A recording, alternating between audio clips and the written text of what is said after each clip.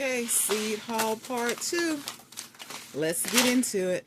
So in this video, in addition to revealing more of the seeds I picked up, I'm also going to be needing these lovely beauties.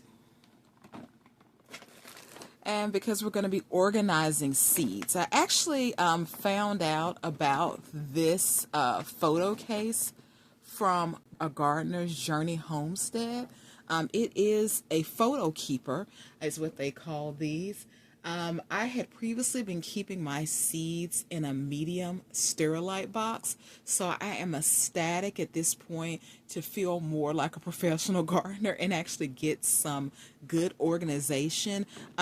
These photo keepers have individual boxes inside of them, so you've got these 4x6 cases that you can snap your seeds in, and at the end of the video I'm going to go ahead and sort them in these cases. One thing I can say too, and I'm going to link the Hobby Lobby case in the description, the price on these is fantastic. When you look at prices of cases from other places that are similar, the price is 3, sometimes even 4 times the price of this particular set. Also, when I was in Hobby Lobby, it took us a minute to find these because I guess this is not something people look for often, so I had to literally describe it like 4 times, but we finally did find it. They have this kind also, which is the color kind. I mean, this is absolutely adorable to me. Absolutely adorable. And you see it comes in all these nice bright colors, the blue, the purples, the pinks, the kind of, you know, the kind of hybrid red, pinkish, the orange, the yellow, the green, the turquoise. So yeah, these are great. I also see people say that they use them for like crafting and things of that nature. Very affordable. When I got mine, under $20. For when I got these for per thing, and like I said, when you think about the fact that you get individual cases on top of that, I mean, I don't know where it could beat a deal like this, because like I said, even if you use them for photos, they're just amazing. But again, shout out to Barbara at a Gardener's Journey homestead for putting us on to these. Okay, so let's get started with our seeds. Okay, so I was doing my standard shopping the other day, and of course it's that time of year where they're starting to, you know, they got the Christmas stuff out of there, and they immediately go to the Valentine's Day, St. Patrick's Day, and the planting items. So they've already got displays up. I like to buy my seeds from small businesses, but I was in there in the big box store the other day, and I said, okay, let me just try these seeds. So this is a brand called Back to the Roots that is marketed as heirloom seeds. Like I said, we always kind of trust with these seeds because, you know, I'm not on the farm where they're actually bringing these, you know, raising these plants, so I don't know exactly, you know, what the origins of them. We also kind of have a trust thing with these heirlooms. But here are some ones I picked up. The zinnias cut and come again, which is interesting because normally when I hear cut and come again, I think about brassicas, things of that nature. But yeah, this is one that's gonna keep producing for you over time. So that's one of our pollinators that we can put out. Chamomile. Someone was raving recently about the chamomile. I think it was someone on YouTube about how it was fragrant, it was calming, and as you see on the label, it says it's pollinator friendly. So I'm looking at, you know, I've got pollinators in the Seed Haul 1 video. We talked about some of the pollinators and also some of the natural pest control coming off of our flowers, because for me, those are the main 2 things that I need flowers for. I need them for, you know, to attract, I need them to attract the pollinators, and I need them to do natural pest control as much as they can. So here's the chamomile as a pollinator friendly plant for us. Here's a cauliflower I thought was interesting with that color.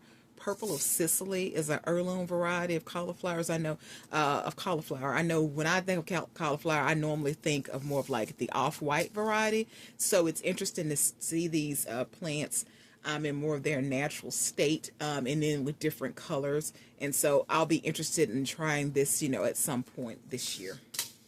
And then this is just, you know, your standard early prolific straight neck squash. Pick that up. So I got those 4 while I was in the big box store.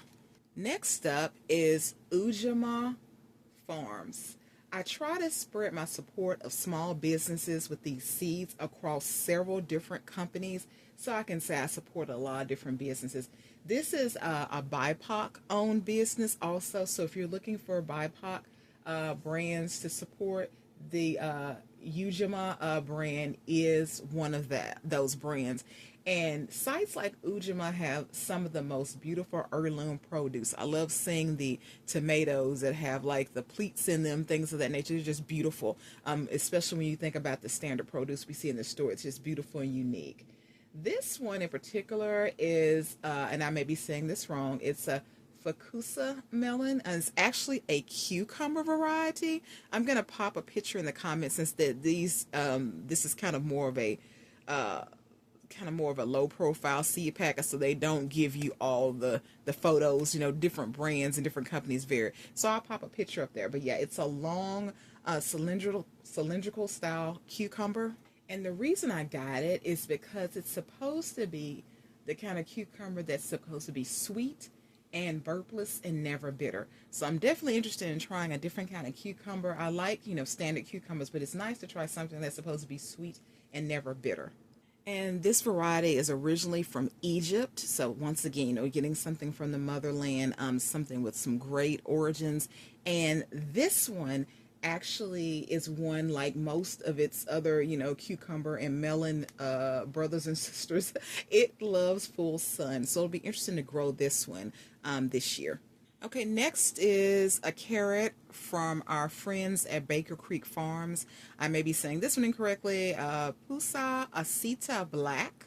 Okay, so this is funny. When you go to certain catalogs, the selection's so huge, and then you start seeing these kind of colors, and it's kind of like, hey, I mean, these are supposed to be heirloom. I guess part of it's like, do we really have that many heirlooms? I hope we do still, available, but then do we have that many? And then these colors are unique. Well, in doing a little research, finding out that these purple carrots are heirloom, and they originally were grown in Egypt, Rome, and Afghanistan. So these kind of carrots are purple because they're high in anthocyanins. And those anthocyanins are the same antioxidants that are in berries, wine. And as I was working on this video, I kind of realized I'm on an antioxidant roll because we've got some more purple crops coming up later on in the video. But anthocyanins are reportedly supposed to help with inflammation, which can help protect you from serious diseases in the long run, serious illnesses like cancer, heart disease, or type 2 diabetes. And so this is educational and informational, so this is not medical advice, but when you see this purple color, especially in something that's supposed to be heirloom, it's supposed to have those added health benefits. And like I said, I realized this is the second one. We had our cauliflower, and we've got something else coming up later that's purple in color. We've got a little theme going here today. I've also got some interesting crops coming up later in the video. There's some things that most of us eat daily or even at least weekly, but it's not something I see a lot of people on YouTube growing. And they're going to be in my Southern Exposure segment in a little bit. And as I mentioned in Seed Haul 1, I had already, of course, ordered more seeds by the time I filmed that. So those seeds are being incorporated into this video. It's funny because I've been ordering from So True. This is So True Seed enough now to see that they've actually changed their packaging some and kind of done a little rebranding. So yeah, so here's some, seeds pack for this year. The first one I'm actually really excited about. It's this nematicidal marigold seed. It actually has certain compounds built in, whatever is built into these marigolds to make them a natural pest control for your garden. It's got the highest amount. It's calling it alpha terphenyl, maybe, in any marigold that's available, and it targets parasitic nematodes. It's good for a cover crop in your target area. Grow it for 2 or 3 months as a cover crop. This is what I'm looking for because I'm really trying to, as much as possible, stick to either organic, pest control, or things that are just, natural without me having to do. I use Captain Jack's, and we look at neem oil and the BT and things like that. But it's like, if I don't even have to use a lot of those, if I can just plant flowers to get the job done, that's good enough for me. So yeah, this one's called a nematicidal marigold, Nematicidal. nematicidal. Okay. So next got some dill, mammoth long island dill. Again, these are things that are, brought in to kind of bring in the different pollinators, bring in, things that are going to be beneficial to our plants and all. So, this is going to be good for that. Now we've got a beneficial flower mix. Again, something to attract more pollinators and bring them in. It's got white yarrow, baby's breath, candy tuft, tidy tips, alyssum maybe, baby blue eyes, white Dutch clover, and California bluebells. Okay. We've got another eggplant we're going to try. Eggplant does fantastically in my garden because they love that heat. I mean, that direct sun, they're good to go. And they'll go up until the frost because I pulled eggplant up until a day or two before the first frost last year. This one's Rosa Bianca eggplant, so we'll be trying that. I also got another one that I have not really heard about before. It's called Kopek, I guess that's how you say it, eggplant. It looks like it came from South Africa, and they heard it's recorded, the first record of it is 1956, but they think it's much older than 1956, especially coming from the motherland. I mean, it could be so many thousands of years old at this point. It's just these different plants. And the color varies between lilac and deep purple. And so it gets about 6 inches and you can harvest this one, okay? Then we've got a different kind of 4 o'clocks. We talked about 4 o'clocks on the last video. I've got a family member that's like obsessed with 4 o'clocks. And I've been trying to grow them. I've tried them a couple years, and so far germination is like, I think I even emailed the seed company. I have no idea what's happening with them. Most of these, especially flowers, just kind of come up. You put them out there, maybe put a little balanced fertilizer on them, but I don't know what it is about the 4 o'clocks. It just, so far we're losing. We're on a losing streak with these 4 o'clocks, but we're gonna try again. This one's called Broken Colors, and it says it's got a model pattern in the flowers. They're red, pink, white, and yellow, and the blooms open in the afternoon, late in the afternoon, and they stay open all night. That's pretty cool. Okay, so hummingbirds and night flying moths love them. Once again, getting these pollinators and things in here, and it sounds like they're going to be, you really normally see pollinators in the daytime, but it sounds like it's going to bring us some things overnight, which I wonder if that will ultimately give us a garden that produces even higher, because things are working overnight because the 4 o'clocks are tracking them. But if you've got a 4 o'clock growing tips, and they're also called Marvel, Marvel of Peru, like the country Peru. If you got tips on those, let me know, because so far it's been a no-go on these. More zinnias, a California Giants mix. This one, they actually put a picture on this one. But, more of these, they're going to grow 5 inches and range from pink to red to orange. And they're going to grow 3 feet. They're saying that the flower itself is 5 inches. Okay, the plant itself grows 3 feet tall. Okay, I see. Okay, the actual flower is 5 inches. Okay, around, I guess, the circumference of the flower. Okay, and so this is one that's good for cutting also. And then on the So True order, we've got more calendula. This is an orange calendula. So some of these I just got variety of color. It's normally good to vary your colors. Just like we do when we talk about anti-inflammatory plates that we make, with vegetables. Same thing with these flowers. Try to vary, as far as the kind of flowers that the colors that may attract our pollinators. On that same order with So True, I've got my potato slips coming, and of course this was a pre-order. So True starts pre-orders, and I guess most seed companies probably do this. They do pre-orders literally New Year's Day every year so far, the last 2 or 3 years, I know definitely. And so I just pre-ordered everything at one time. I got the seeds, and then of course they will roll out the potatoes later. I think the standard potatoes, I think, release maybe around April, and then those sweet potatoes will come out like in June or July. Okay, last year I tried sweet potatoes for the first time from slips ordered from So True. I did Murasaki potatoes, Murasaki Ki. Those Murasakis are purple. They're gorgeous. And like I said, that was my first time. I actually posted a video about it. And a lot of people have responded well to it. And the frost actually got to my Murasaki. And so I ended up going outside like 48 hours after the frost hit. And you can check my video out. It's on the container gardening playlist. And you can check it out to see what happened with those Murasakis. So this year I wanted to try some different things. I wanted what I call a standard potato, one that's not a sweet potato. And so I settled on Huckleberry Gold. And this is the one I was talking about with the anthocyanins. It is a purple potato, even though it's called Huckleberry Gold. It's purple skin, it's got yellow flesh inside, and the reason I picked it is marketed as having a low glycemic index, and so it's not supposed to spike your blood sugar. I know a lot of times people may pick a sweet potato over a standard potato because they're worried about, blood sugar issues, especially if they have any kind of ongoing condition, and it might just be they're insulin resistant. They may not be full-blown diabetic, or they might not be pre-diabetic, but they just may have the symptoms that come with insulin resistance. So I got it purposely because it's going to be a standard potato with the low glycemic index. And then the antioxidants we mentioned a second ago because of the purple color. And then it's supposed to be one that's also rich in carotenoids also.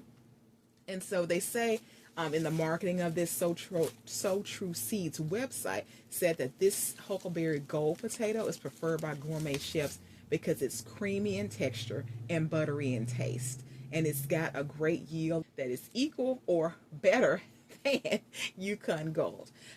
These potatoes are supposed to take about 90 to 110 days to actually get to full maturity. So once again, this is where we talk about, and I've talked about this in my video about some of the mistakes and lessons learned from my first, couple of years of gardening. And one of them is just paying attention to these windows of time, because while these take 90 to 110 days, some of those sweet potatoes are going to be like 120 days, maybe even close to 130. And it makes a huge difference in the crop you get. If you don't let it basically, develop, I guess is the word I want to use, long enough, it can really impact your harvest. So always, jot that down in your journal. I mentioned journals in my lesson learns video. And again, if you want to see those videos, there's 2 of them on lessons I've learned. There's the first one with 12, and there's 13 more things I thought about as I was working on the first 12 that I talk about. Some of those things, like having a garden journal, get a little cheap journal from the dollar store. I mean, literally, cheap, and just write down the crop, the date you planted it, the actual time frame that it's supposed to take to harvest. So for Huckleberry Gold, it would be 90 to 110 days. Jot that down and just be on your way, and you'll have an idea. As you go to the garden over time, you'll go back and look and say, okay, when did I plant this? And then look at the time, the maturity, days to maturity time you wrote next to it, and you'll have an idea, okay, this is an estimate of when I need to look at these. You'll learn over time other signs to look for beside the time frame. Sometimes you're looking for color changes, texture changes, the formation of flowers, things of that nature. You're looking for different things with different crops, but you'll learn that over time. The next thing I ordered was Bayou Belle sweet potatoes. They're supposed to have a burgundy pink skin with orange flesh, and they're going to tend to yield a little higher than the Beauregard. The Bayou Belle is a sweet potato that has 90 to 120 days to mature. And you get, normally with So True, you can get slips in packs of 6 slips or 12 slips. So I did order a pack of slips. I'm going to try these Bayou Belle. Like I said, I'm trying these for the first time. The Huckleberry Gold, I'm trying for the first time also. And the last kind of slips I ordered from So True is going to be their sweet potato sampler. I ordered that last year, and I really, I got busy and then didn't get them out quick enough. So this year I'm going to make sure I get them out quick enough, because they don't really need to sit up long when you get those live plants. You want to try to get them out in 2 or 3 days, if at all possible, and into the soil. So the sweet potato sampler from So True is going to be 3 different varieties of sweet potato. They choose the varieties, and you get 6 slips of each variety. So you'll get a total of 18 slips. So True has some other varieties like Covington, White Bonita, and also they've got one called Nancy Hall that I think has won a ton of awards.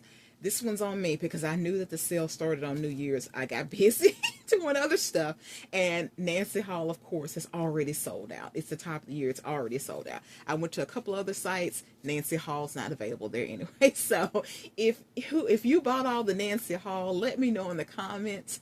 Let me know what you like best about Nancy Hall. I'm really curious now as to why that one sold out and so quickly over some of the other ones. Like I said, so just let me know in the comments because somebody bought all the Nancy Hall. Now on to the two interesting crops that I mentioned earlier in the video. These are crops that, like I said, I know people that eat these weekly or even daily, but I rarely see videos on these crops. Being that I'm a celiac with a lot of food intolerances, I'm moving toward controlling more and more and more of the ingredients that I take in. I recently saw a video on social media where a lady basically grew her own sugar. So I got this sorghum sugar drip. In the video, she basically, let's see if that's focusing in. She basically grew it, and it looked like, big stalks, in the garden. She sliced it up, and then she basically popped it into a food processor. And so by the time she did those steps, and I actually saved the video from social media, by the time she did that, it just looked like, standard sugar in the raw, that you would see somewhere. There was a time when people ate a moderate amount of sugar and no one had weight issues. The cancer rates were very, very low. A lot of other health issues that we see now just didn't exist, or they barely existed. And since this channel focuses on building both generational wealth and growing generational wellness, I think this fits in with the theme of this channel. This will be my first time growing sugar drip, so I'll research the best time to plant, the fertilizer, does it need full sun? Does it need partial shade?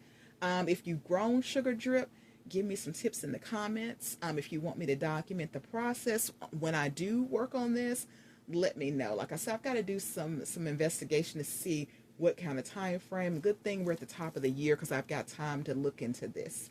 The second interesting crop actually comes from Girl with Soil's YouTube channel. She actually did something I didn't think is possible, and she's in the southeast, like I'm in the southeast. She actually grew rice from seed, and this one's scarlet rice from Southern Exposure. Southern Exposure actually has a few rice varieties, but some of them were sold out when I placed my order. So, I'll keep checking back and researching into it. But because of the nature of the rice, let me say this, I don't expect to grow enough to feed a family. I know that the way it's growing, you're going to get, that piece of on that stalk. So I don't expect to grow all, a whole lot. What's going to probably happen is the first time I grow it, I'm going to just probably be testing it to see if I can grow it in my climate. I'm thinking based on the fact that she's in the southeast like me, I probably can. Once I do a test, and I may do like her, I think she had it in like a bucket. I get these 5-gallon food safe buckets from Harbor Freight, and I'll link that in the comments. And I just drill, 4 or 5 holes in the bottom of the bucket, and that's it. So I may get 2 or 3 of those and then grow it in there and see how it goes, and then just kind of scale up from there. But definitely that first time is just kind of like a test. Let's see, let's just kind of see, how this goes and see how it grows, and then I'll scale up, and then I'll be able to grow enough to store away for later use. So let's go ahead and start with the organizing here. My plan personally is to organize seeds based on the plant families. In researching the families, we had a DNA scandal, a little bit of a Maury moment.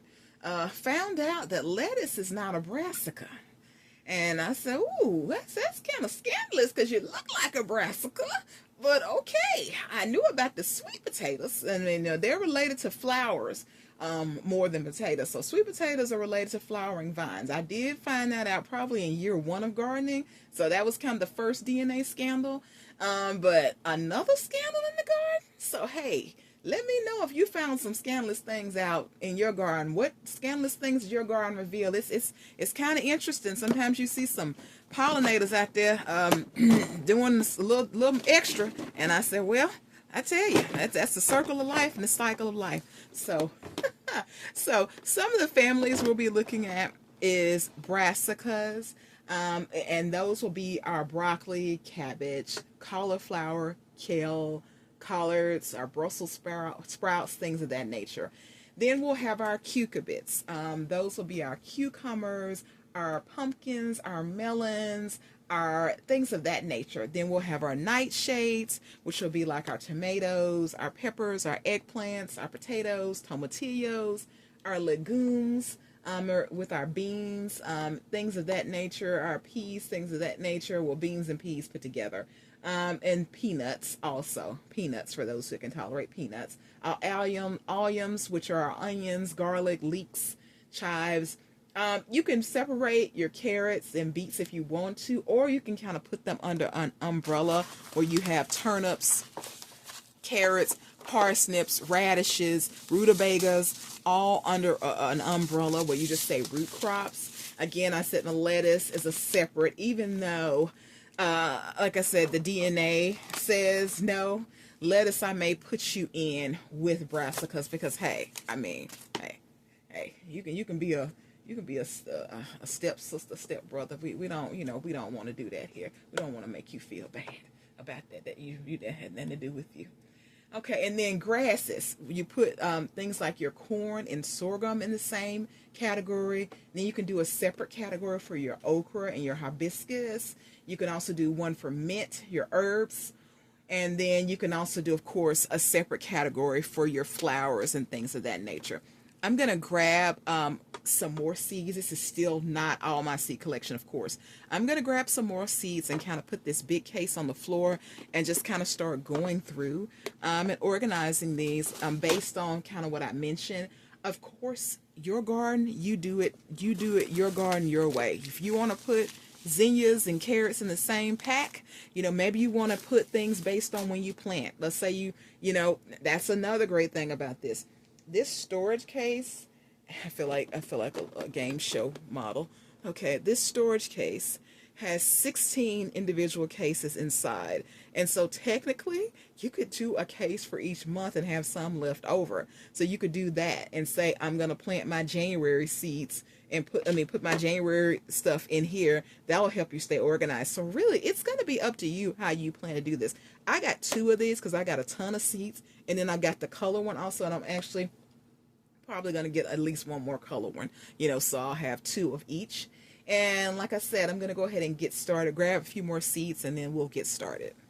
Again, it's giving game show model realness. It's giving, look at this grand prize. It's giving, which curtain do you want? Okay, it's, yeah, like I said, great cases that individually snap. And then if you look down in here, you'll also note that there are little sections down in here, and I'll try to zoom in on this. There are sections in here that make sure that these stay connected. So there are these little slots here. So as we organize these, you're going to want to be in an area that's going to be cool, dark, and dry. You're going to probably want to go ahead and avoid an area that is like a garage or a shed because the temperature is going to fluctuate, with the times and with the season changes. So you're probably going to want to avoid something like that. Once you get them in these, try to store them somewhere. I'm actually thinking about looking even into like some type of cool box to add inside, something that's going to be not a full-on refrigerator, something that's going to be like cooler than the room temperature, that's going to help with storage of not just seeds, but also when I think about when I want to store certain things long term. And when you store things long term, a lot of times you don't want heat, because normally when you add heat to a situation, then you're possibly looking at things thinking they need to start germinating. The seed starts to think it needs to germinate. So as you go through your seed collection, you just kind of want to think about, what are you optimizing for in the year that you're actually planting your seeds. You'll see some of these, like this carrot, I have a couple of, 2 or 3 packs of them with some of these. Are you optimizing for something that's got a high yield? Or are you more interested in things like trying fun varieties, fun colors? Or are you more interested in something that's going to give you a lot of attracting pollinators? You're looking for something that's going to tolerate heat. Kind of what are you thinking about when you're thinking about planting? Are you looking for something that's going to be a mix of things? Just kind of, think about when you're thinking about planting your garden for the year, what's going to be important to you. And as your seeds get organized, you want to kind of think, especially if you're a brand new gardener and you want to hit the ground running and want to save time and money, you want to think about how you're going to feed your seeds, because they need to consistently eat just like we consistently eat. If you want a shortcut to how to feed your plants, I've got the ultimate fertilizer guide that I created to help you with that. It's got over 40, or I should say at least 40 different fruits and vegetables. I kind of did some research to see which vegetables and fruit do people, look for information on the most, and I targeted those. And I outlined what type of fertilizer is going to be best at each stage of growth, because one key is plants need different types of fertilizer and different nutrients depending on their stage of life. Kind of like us, you feed babies differently than you feed, a child versus, maybe a full mature adult. We need different things, because kids and babies, they're building bone, they're building muscle, things of that nature, just in a small way, just the basic muscles. And then maybe an adult is actually building like a power lifter, so they need different nutrients from someone who's not lifting. Same thing with your plants. They need different things depending on what stage of their growth cycle they're in. So I've got that free guide. It's linked down in the description. I'm going to tell you something. Even the guide, it even tells you when you need to switch over. So it's very practical, very down to earth. This is what you're looking for. When you see X, do this. You see Y, do this. Like I said, it's free in the comments, and I wish I had it my first year. It's kind of like it's a little bit of a love letter to myself, because it would have helped save me the first year, because there's some conflicting information out there on what you need at what stage. And most of those, now I have not grown all 40, but a lot of those I have grown, and I can tell from personal experience, yes, this works at this stage versus this working at that stage. So that's always helpful to be able to say, yes, I did do this myself, so I know from personal experience. And if you want a little bit of accountability while you're planning with some like-minded folks, you can join my free Skool group. It'll be linked down in the description, and we'd love to have you. You can come in there and post your seed list. Ask, what kind of things you could be growing in your zone to give you some ideas. We talk about microclimates. You can, share your layout if you want, give feedback to other people. The great thing about it is, as you get in there and learn yourself, you'll be able to give other people feedback on some of the things that they need to be doing for their own garden. So that's always helpful, that we're just basically there to help each other to grow things, because I've got a feeling that more people are going to be growing things very shortly, even in small spaces, which is what I focus on, container gardening in small spaces. So I think pretty soon we're going to see that be something that more and more people are going to do over time. And as you start buying seeds, you'll notice over time that certain packs come with different amounts of seeds. There'll be some that come with like 10 seeds, and some will come with 50 or even 100 seeds. So you may even have questions like, how many seeds do I plant? Because that's going to vary strongly depending on what the plant is, the amount of spacing that plant needs, things of that nature. So when we talk about things like that, they can be discussed in the group. Some of those questions also are answered in my 12 lessons learned and the 13 more mistakes that I learned from in my first 2 years of gardening. So check those out on my container gardening playlist also. They're already put in order for you, so you can go out there and check to see, what what things can help you basically be successful from the start. I try to, help people learn from the things that I've learned from the mistakes I made so they can go out there and be successful. Saves you money so you don't have to keep, buying these seeds over, because these heirloom seeds are actually, made to be replanted once your plant does mature. So that's the great thing about it. You may not have to buy seeds very often because you are doing heirlooms and you save the seeds. And we're going to talk more about seed saving later on this year. But you'll be saving seeds, and then you'll be replanting those seeds instead of having to buy a whole new set of seeds. There are certain things that you're probably going to have to buy every year, like if you're doing onions from seed, onion starts. But there are some things that you can just kind of plant. If you can then take that plant, and you'll be able to harvest the seeds, save them, and then replant them. Okay, so as you probably guessed, I've got a ton more. I've got these seeds. I've got another bag over here just like it, and this bag is actually from Mary's heirloom. Okay, I've got a box also in the other room, so I've got a lot more seeds to go. I'll finish everything off camera. I just want to tell you, thanks so much for joining me today. I hope this has been relaxing.